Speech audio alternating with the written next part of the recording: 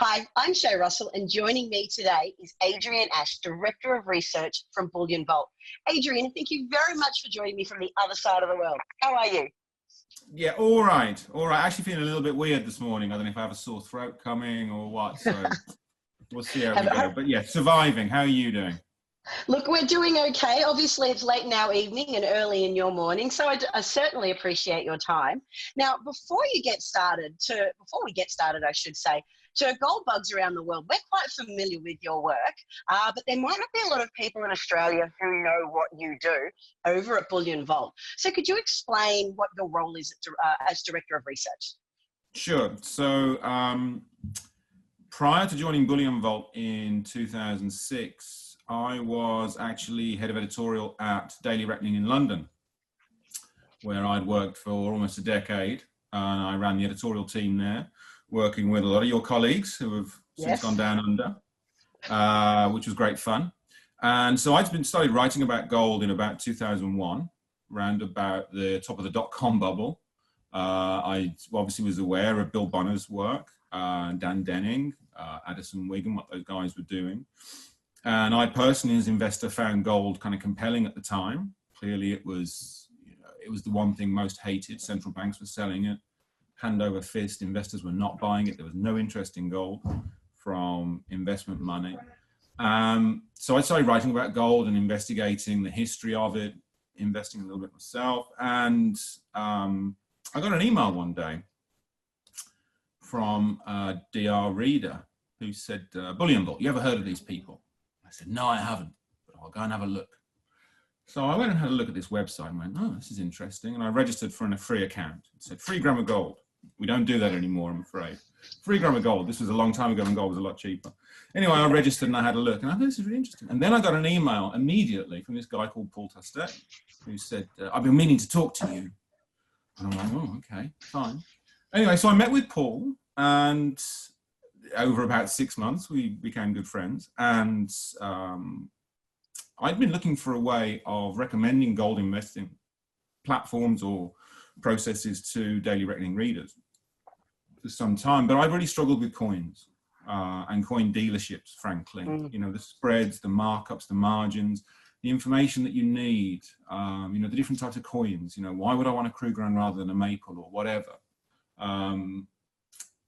What I loved about Bullion Vault was that you were simply buying gold.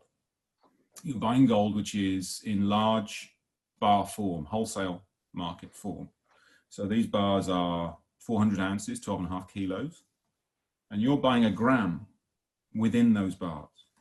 And you can do this under English law. You can own something undivided in bulk. It's your property, it's your title. You own this stuff, but you can own it undivided in bulk.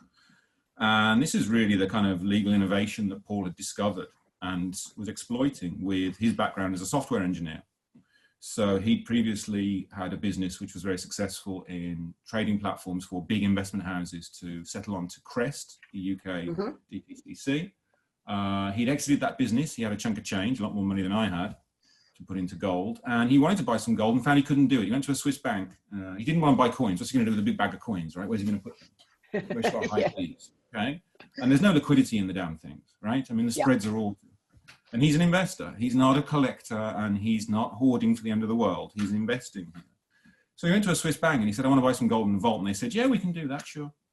So he did that. He got home and being a settlements guy, that's what his speciality was. He had a look at his contract note and said, hang on, I don't own anything, do I? And the salesman said, I'll go and check with the desk. Yeah, don't worry about it, it'll be fine. And he came back and he said, no, you're right. This is unallocated. You are an unsecured creditor. We owe you gold. And Paul says, well, hang on, in the event of your failure, I've got to queue up with everybody else to try and get some money off you. Forget it, out, get me out now. Do you do physical gold where I own it? Oh, yeah, it's going to cost you 10 times as much to buy in terms of actual dealing costs. And, you know, the storage charge is going to be like 2% a year. Paul says, why are you kidding me? This is insane. This can't be how this works. So Paul starts to investigate how the wholesale market actually works, bullion banking market. Large bar, London is the center of the market, as I'm sure you know. Okay? And that's what Bullion Vault does. It plugs you as a private investor into that market. So you can deal at spot. On Bullion Vault at the moment, the spread on gold in London or Zurich is currently within $10, 10 US the ounce. You then pay 0.5% to buy or sell maximum. That falls the more that you do. So it's very tight, but you don't need to pay that spread, because on Bullion Vault, because of the software that we have, we're an IT business. We're not specialists in gold as a business. We're an IT business. We add an IT overlay to the existing wholesale market, the existing good delivery standards for London Bullion, the existing vault system of high security vaults with very low storage costs because they're very secure. And, gold doesn't need a lot of care. It doesn't do anything. It doesn't even rust, right? All you need is a big door and some insurance. And the insurance is very cheap because these places are so safe. So that's what Bullion Vault does. It plugs you into that and you get to access the spread. You can set your own price on Bullion Vault. We don't know anybody else who enables private investors to do this in physical bullion. You can set your own bids and offers. So it's an open peer-to-peer trading platform. We also make prices. We're the market maker, if you like, because we provide the metal that, if customers are net buyers on a day, which they have been pretty much every day so far in 2020, who's going to bring the extra metal to meet that net demand? Well, it's us on our trading float. Similarly, if they're net sellers, which they were in the early part of summer last year, who picks up the extra metal to take it back to the main market, to sell it to the wholesale bullion banks again, to raise the cash to go back so that we can buy more? And so we kind of act as a conduit, if you like an interface to the wholesale market. So I was looking at this back in 2006, and I just thought, this is really interesting. And Paul said, hey, do you want to come and work for me? And I said, I really like the DR. He said, yeah, but I think this is going to be fun. And I said, okay. So that's what I did. So I've now been there for, heavens, 14 years almost. And my role really is I'm kind of front of house in terms of marketing, PR. So I look after our PR in the UK, talking to the BBC, or whatever, talking to the newspapers, the Times, the Telegraph, wherever it might be, trying to help journalists in the mainstream media understand what you and your readers already know about how gold works and why it's an important thing to look at in a well-diversified portfolio. You should be thinking about having some physical bullion in there as well. And of course, mainstream journalists, this is often, it's not as new to them now as it was 10 years ago. The financial crisis did a big job of education, right? So that's kind of my role, but also, writing. I do a daily news note with the help of our team in the office, who everyone's now at home, and kind of deeper analysis as well. So hopefully trying to share with our customers, private investors who are interested in the gold market, people such as your readers and your subscribers, what's actually going on in. There is no such thing as the gold market. There are gold markets. I know that's a hot topic right now. People don't understand. They look at the price of Krugerrands and they say, well, that's the physical price of gold. How come London is currently quoting at $200 an ounce cheaper? We'll come on to that, no doubt. But really, what's going on in the wholesale market, how that works, how that influences, prices in bullion around the world, how that changes from China to Shanghai to, Singapore, Tokyo, all these different markets in gold. And then we talk about the gold market. And on Bullion Vault, you can trade in 5 different locations: London, New York, Singapore, Toronto, and Zurich is by far the most popular. 70% of client gold is in Zurich. People like Switzerland for keeping their gold and their silver increasingly. And they are 5 individual markets. There is gold physically in that vault. Every spot. You can buy from another customer today, and it's already delivered. And you can only sell what you already own inside the vault, right? So and that's the important thing. It's a local market, just like you have in the wholesale market globally. And then in the coin markets globally, there's, again, form, location. Those are the things to think about when you think about gold. Now, there's so much in there that you just said that we actually will be delving into a bit deeper, but I just want to circle back to the point you made about journalists and how they knew nothing about gold back in 2008. Financial crisis completely changed that compared to now. So would you say that they're more receptive to the idea of writing about gold compared to now? Yeah, definitely. I mean, it's, if you look at the volume of stories, and this is a function, I think, of work you and I and, other people in our sphere have done, which is we create the clicks that those editors now see coming through. Because, if you look at some of the British newspapers now on their websites, they will try and put up a gold story every day because they know they'll get traffic, because they know that there is a, an information hungry, self-educating group of investors. It's interesting. I actually had a look at our Australian client base on Bullion Vault. We've got 82,000 users worldwide now, 175 countries. Australia is our 11th largest market. UK is our largest. Germany is now becoming our second largest. US, France, Italy. Aussie is in 11th. Just looking at what people, the way that they find us, traffic source, same as everywhere else, it's self-directed investors. Search volume is what brings people in to Bullion Vault. Okay, they are information seekers. They're looking to educate themselves, to learn about this. And I think what journalists find now is that when they write about gold, one thing that I always find fascinating is, you ask a mainstream journalist any question about the stock market or about bonds or anything else, and then you say, yeah, what about settlement? When does that happen? And they'll go, what? You say, well, when do I own this? So if I go and buy the shares that you've tipped in your share tip column in your newspaper, when do I own those shares? Do I ever get to own those shares if I use a nominee broker? Am I actually the owner, or am I entirely reliant on my broker staying solvent? Oh, I hadn't thought of that. But if you talk about gold, suddenly the issue of settlement, at what point does title transfer and I own it? It's now mine, you can't take it off me. At what point does that happen? That becomes much more livid. And journalists can grasp that far more. One thing they can't grasp, unfortunately, on gold or anything else for that matter, is spreads. I've spent, the best part of 14 years now trying to help journalists understand that when you look at any financial asset, you've got to ask not only what is the price going in, but how am I going to get out? Yes. Okay, it's look for the exits on your way in any investment. And, that's the problem that I had with coins. It's a problem that Paul found, he didn't want to go near coins with. And that continues to be a problem today, what are you going to get? If you pay 15% over spot for a Krugerrand right now, what are you going to get when you sell? Well, I'm seeing some dealers saying, I'll pay you 2% over spot to get it back. Okay, I'm still losing 13% on a round trip. This is not an investment. This is not an investment. And if I'm losing an eighth of my money just on the bid ask.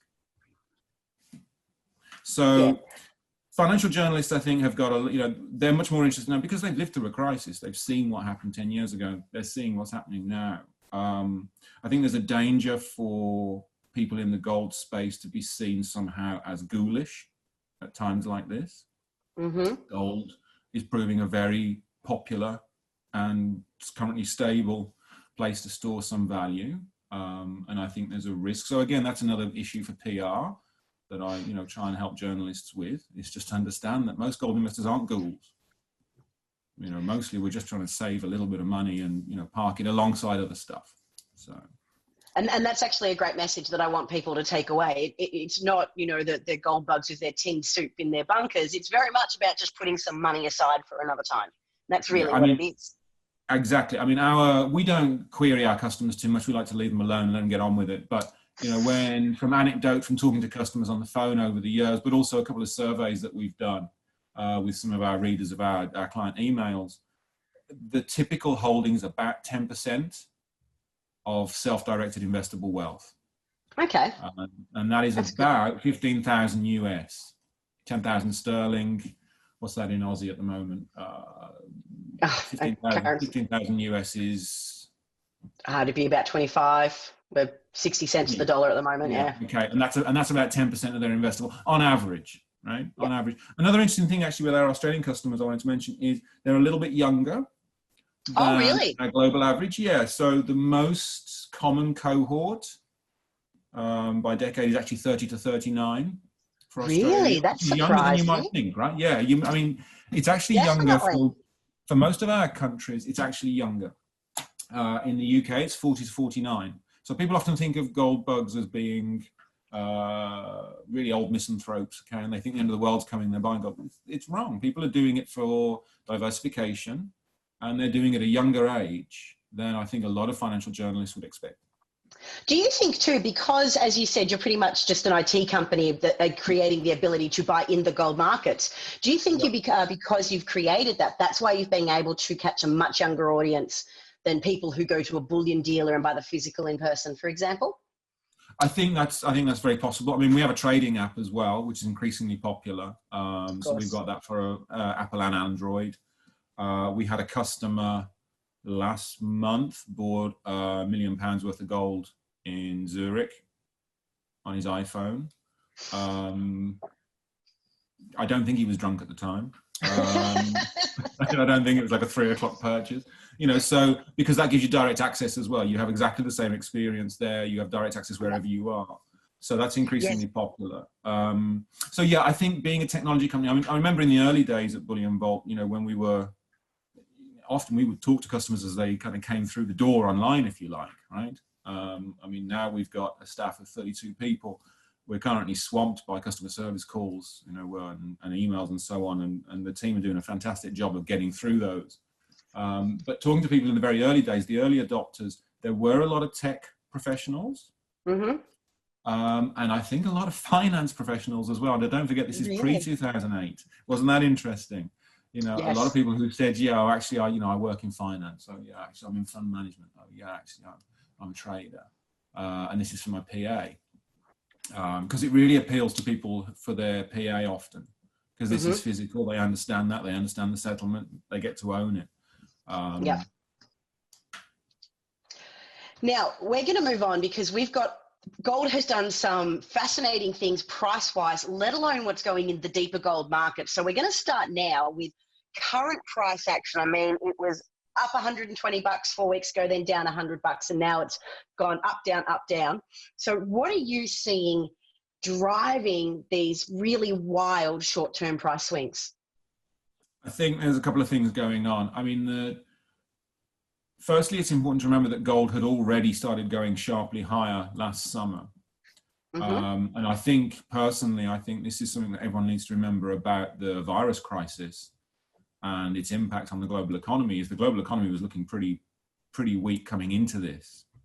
I saw some data the other day that said Hong Kong retail sales in February were down 44% year on year. But they were already down 12 months in a row before that. You know, things were really slowing down coming into this. And I think with, you know, gold turned sharply higher last summer. It did that really on this sudden switch, particularly in Fed policy in the US, away from raising rates and trying to normalize after the global financial crisis. Hey, it only took 12 years to think about it, to saying, no, actually, we need to start, you know, taking our foot off the pipe again, start getting more money out there, trying to reflate.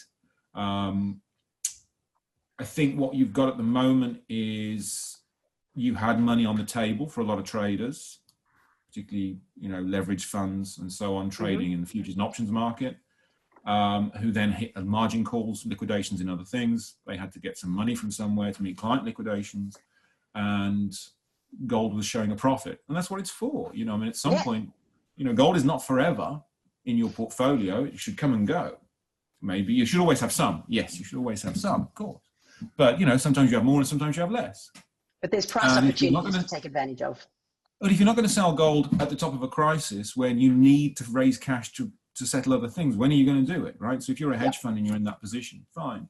I think also there are a lot of funds whose model just says, oh my God, everything's slumping, sell everything, okay? Just get into cash. Ray Dalio, Bridgewater, said, you know, that's what they should have done. That was what their model tells them they should do. They didn't do it. He wishes they had. But I think a more important thing actually is because we were already coming into this global slowdown now, and inflation was being touted as the answer again, monetary inflation yet again. And now we've got both of them in spades. I mean, we have the most dramatic deflationary event. Short term, I mean, I can't think, it's unprecedented. I mean, really, you know, the government is actively closing the economy here. Yes. And bringing about this absolute shutdown in activity. At the same time as you've got this monster inflation, reflationary promise coming from central banks and government. So there's a lot of people thinking about a V-shaped recovery in the stock market, and you can see equities looking for that V, you know, no, and then down we go again. It hasn't come through in commodities yet. You've seen what's happened to oil. You know, $15 a barrel in the physical market right now. I mean, it's insane. It's very. Very cheap. So that necessarily will impact gold, because if we're in deflation and this is protracted, that actually makes it very hard for gold prices to continue rising. Gold is boringly very closely aligned to what happens to real interest rates. Okay. Why? Well, there's a couple of things with this here. Gold is a store of value, the ultimate store of value. Okay. People, you look at it and you say, yeah, but it's useless. You can't eat it. You can't do anything with it. Less than 10% of its demand goes to productive use. Fine. But gold's social use is its economic use. And that is a store of value, right? And as a means of exchange in history. And that's always been true in all ages and all cultures. So to call gold useless is to take humanity out of the picture altogether. It is used by people all across the world forever to store value. But it doesn't pay you an interest rate. In fact, if it should cost you a little bit to own it, either a storage charge with insurance or, getting a home safe deposit box fitted with insurance again. So it's very sensitive to interest rates because of that, because of the opportunity cost. If I own gold and I don't hold cash in the bank, if the cash in the bank is paying anything, then I'm missing out on that. Same with bonds. So gold is very sensitive, but it's particularly sensitive to real interest rates after you account for inflation. And that's the curveball here, because what is inflation going to do here? And if you look at break-even rates on US 10-year Treasury, I mean, they are just phenomenal volatility. Huge volatility in what the market is expecting inflation to do over the next 10 years, is spiking up and down. At the same time as bond yields themselves are seeing massive volatility, the stock market's seeing huge volatility. Gold is actually holding up pretty well and is being relatively stable in all of this. Compare it to silver. So the gold-silver ratio, if you look at the two monetary metals, back in the Middle Ages, 12 to 1. 12 ounces of silver to 1 ounce of gold. Isaac Newton put the world on a gold standard effectively at 16, 17 to 1. Pretty much over the last 50 years, it's averaged about 50 to 1. And we've just shot to right through the 1990s peak at 100, up to 125 last week. Okay, just because silver collapsed as gold went higher. I think that really speaks to deflation long term. But we know that governments are also going to slash interest rates. And I think clearly we're going below zero everywhere. I mean, this is the direction where Japan and Europe lead. So I don't think that deflation necessarily will be a block on gold prices, given that I personally think central banks are going to take rates below zero and bond yields are going to go below zero everywhere. So that makes your negative real rate of interest push deeper, and that all of the things equal should be good for gold. All right, Adrian. So as you mentioned before we started this call, you've got a cut-off time because you're quite busy right now. But one thing I want to talk about is the availability of gold in the market. Now, there's been some terrifyingly scary headlines that are great for clickbait, but I'm not sure they're revealing the full truth of the story of this, shortage of gold. Could you explain more about, that it's an availability issue, or is it really a shortage of the yellow metal? It depends on form and location. I mean, that's the thing. Gold is a physical market. If we talk about crude oil, then people can understand this much more. Okay. If I want, let's talk about actually petrol or diesel. Okay, talk about gasoline. I don't care what the price of gasoline is in Arkansas. I want to know what the price of gasoline is in Kent, in England. Okay, that's the only thing that matters to me. I'm not interested in the price in Japan. I'm not interested in the price in China. It means nothing to me. It's irrelevant. Same goes for foodstuffs. But when we talk about gold, people suddenly start saying, oh, but if I have, you can liken it to kind of apples and oranges, right? And if you think about gold in its different forms, there's the large bar of the wholesale market, and that flows around the world normally, gets air freighted around. It kind of sits in London primarily as a storage point, a trading hub, but also Zurich is a big venue for storage. Shanghai and Shenzhen in China, increasingly, of course. New York to some extent. And then from those bars is what you make all the other stuff. You make jewelry from those. You make bracelets, bonding wire for iPhones, and of course, coins and small bars for retail investment products. Investment very much in quote marks. So if I want to buy a gold coin, then I'm reliant on A, the availability of gold coin globally, B, the ability of that to reach me locally, and to get to my market.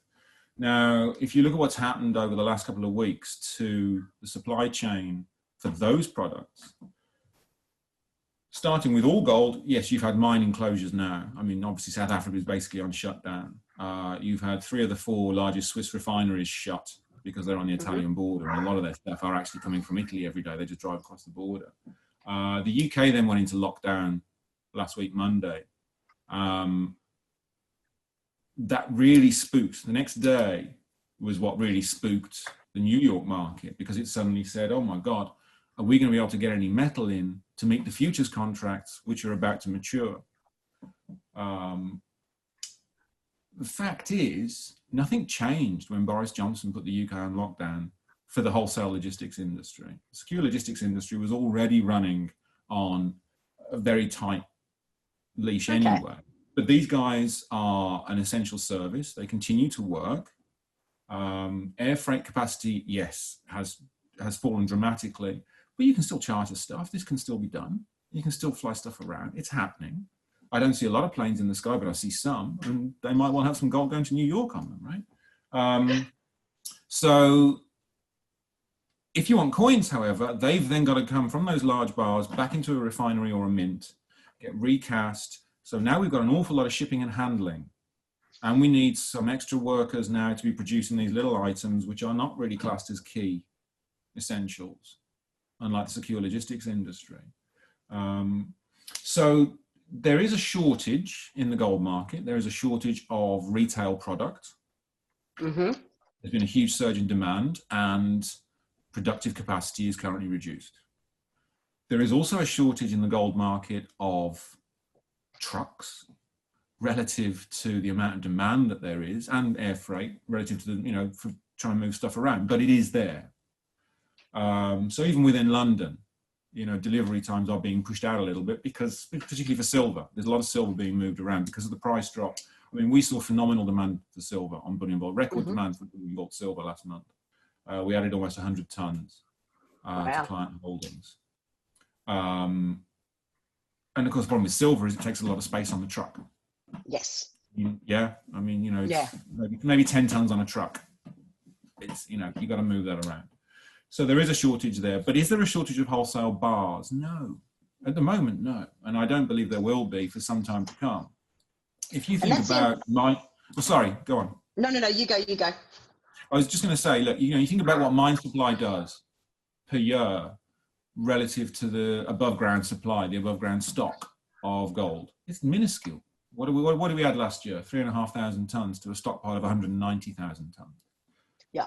It's marginal stuff. Scrap supply last year was over, I think, 1,700 tons. Okay, that might matter more actually in the short term to refining capacity. Is that there is no scrap flow right now. Cash for gold is clearly dead. Those businesses cannot operate like most other kind of retail type businesses at the moment.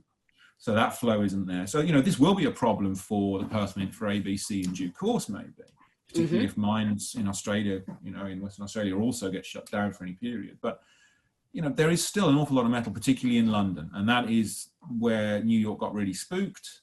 Unnecessarily, I think, but can I actually get metal out of London into New York? And why London? Well, there's history on that. London has been the centre of the gold market for 300 years. It's developed the standards, both for the form of gold, the bars, the refining specifications and so on, but also for storage. It's just where, time zone is convenient. The UK, for all its faults, has a very strong rule of law, most particularly in property, highly respected. An awful lot of international contracts are done under English law, and it's a very open economy, or it certainly has been. And the government tends not to get in the way of international money flowing in and out. So a bit like Zurich, very popular therefore with international money. So that's why London is the centre. So London at the moment is not short of metal. That could change if this thing is protracted for 6 or 9 months. Maybe that will start to become a problem. Because mine supply is not reaching refineries, is not reaching large bar delivery. But until then, I think at the moment, you know, the real rush has been on retail products, coin and small bar, which can't get restocked for all the obvious reasons. And that obviously enables some dealers, and good luck to them, some private investors who are holding them, to then gouge other people in terms of selling at, you know, ridiculous premiums to spot. Do you know, that's a really good point that I just want to touch on before I move on, where you've said, you know, there's not a shortage of wholesale bars. And this is, you know, where too many people have read headlines, and I've fielded half a dozen messages on the subject of it, just to emphasize that there's logistics and supply issues, but not a shortage of the wholesale bars. The metal is there. Yep. You did mention there that New York got a little bit sensitive and easily spooked about the Yep. idea of not taking physical delivery. Do you think that this sensitivity might have been unnecessary panic? You know, I mean, I think at the moment traders are going to be, they're all going to be going a little bit stir crazy anyway, because most of them are going to be trading from home. Okay. And, you know, the situation is everyone's anxious, right? Everyone's a little bit twitchy. What really happened on that Monday, Tuesday last week, though, where you had, I mean, I found it, I thought it was beautifully ironic. An awful lot of internet commentators on the buggersphere have said over the years that one day the COMEX will have a default and the price of the futures contract will go zero versus the physical. What we actually had last week was a premium for New York futures of $100 an ounce over physical prices in the global center of London. And a lot of people were scratching their heads, including me, saying, how does this work, right? But if you think about it, the problem was that if you are short of a futures contract, so you bet against the gold price, and you don't have any gold to deliver, i.e. you're a speculator who is short rather than a commercial, you know, a bullion bank or a miner or a refiner.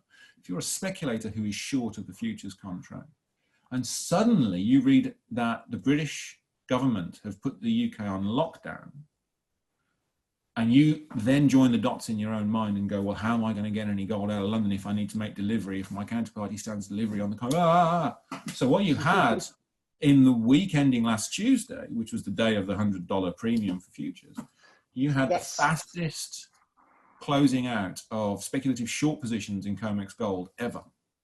Okay, the managed money as a group reduced its gross short position by 80% in a week. Oh, wow. Because those guys just ran for the hills, okay? And what that did was that obviously drove up the price of the future, because all of that short pressure, the speculative short pressure, which was very small relative to the speculative long pressure. Let's not forget that there's a lot of specs, most specs were long, but nonetheless, those shorts who were still there, 80% of them closed out week on week. So the price goes higher, because that's what happens in a futures contract. There's less short interest, bang, up it goes. But the price in London didn't change, because what had changed in London? Not much, right? So that's how you got this ridiculous $100 premium. That has since evaporated, and we're pretty much back within normal ranges now of kind of 5 to 10 on what is now the front month. Again, what does this encourage is people who think they understand a bit about the gold market to say, this just proves that paper is this and physical is that. Come on, this is just, it's pretty basic mechanics of how the market works. If you want to buy physical, why would you be in the futures market in the first place? That's what a lot of people forget about COMEX, I think. People are being sold paper gold.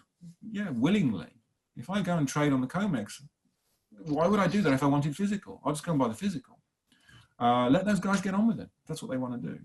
They do wag the dog. The tail does wag the dog to some extent, because if the futures price for gold in 12 months is rising, then spot now will rise. Of course it will. But physical will out. The supply and demand and what's driving that will out, which I think is also something to bear in mind for physical. It's great at the moment to say gold is a good place to hide out. It's a natural bolt hole. It's likely to do well if real interest rates go lower.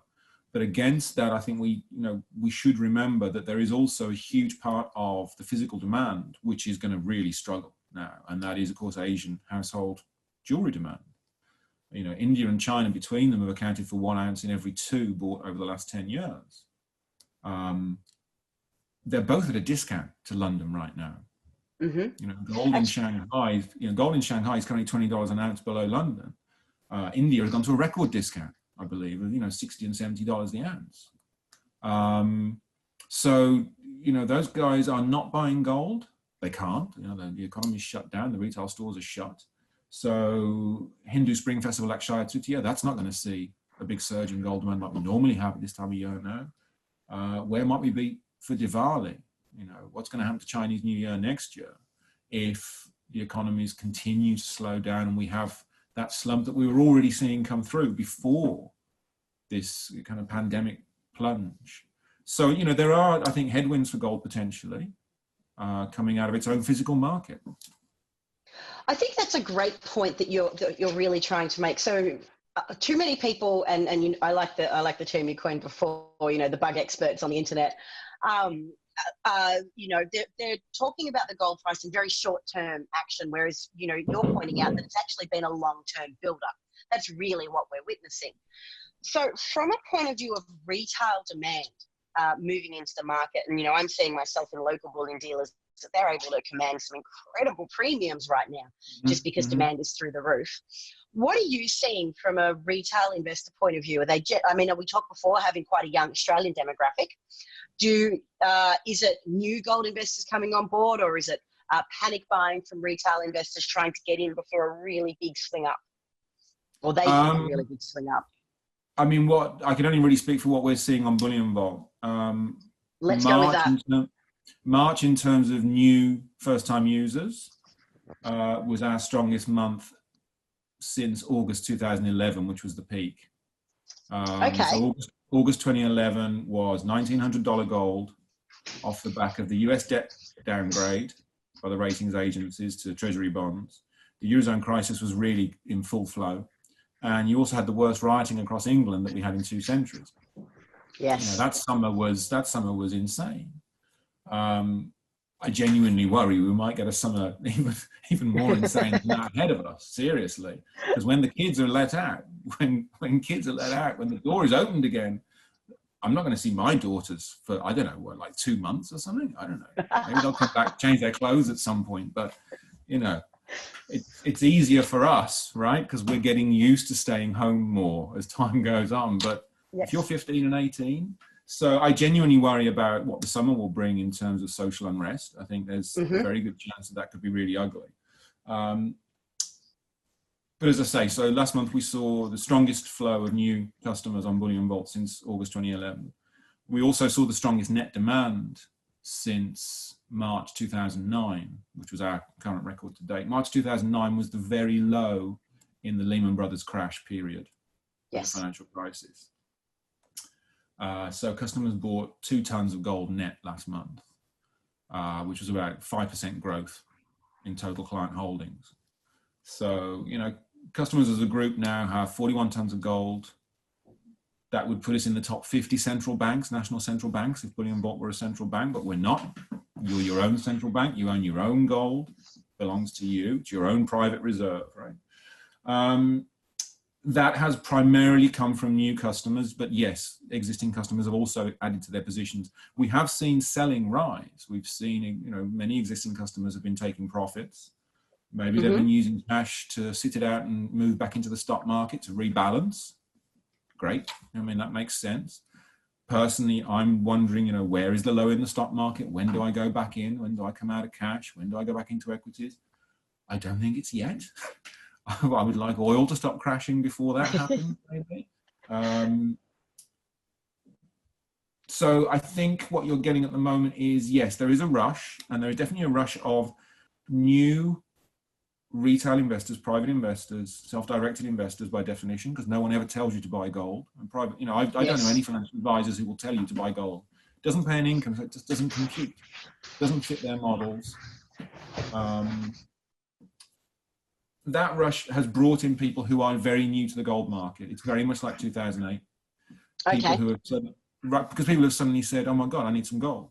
They never thought this before. They suddenly woke up and said, "What am I going to do?" I would quite like it to calm down a little bit in terms of the flow. I think the market could do with digesting this, and I think private investors could do with digesting quite where we are. I think we're likely to see it calm down. I think that initial rush of the last 6 weeks, I think is we're now starting to see the size and shape of this weirdness that we're in. It could be some extended period, but I think the panic phase in the markets is probably taking a breather more broadly. And I think that is probably going to be reflected in just a little bit of a pause in new private investment demand. There's also, of course, the issue in some gold markets that there isn't any product for anyone to buy. So that necessarily means that, there's going to be a bit of a pause in retail bar and coin. There has to be, because there isn't any product right now. Yeah, from what I'm hearing by the bullion dealers I'm speaking to here, it's very much the case that the machines need to keep up, and they're just not keeping up. And, lucky them from a premium point of view, but the machines just aren't keeping up. I'm hearing continuously from a retail point of view, lead times are 8 weeks as of today, and probably as of 12 weeks by next week. Now, Adrian, our time is drawing to an end. Obviously, you've got more gold to sell to people across the world. Let's take a point of view. Let's think about what a new investor might need to know about gold. And they're coming in right now through the absolute madness of, markets tumbling around us, potential social unrest, everybody's shut indoors. So obviously they've got time on their hands and they're discovering gold for the first time. What's something every gold buyer should know? The first thing every gold buyer should know is they discover why they need to own physical gold. It isn't guaranteed to work. Oh, very good. I mean, there's nothing, sometimes nothing works.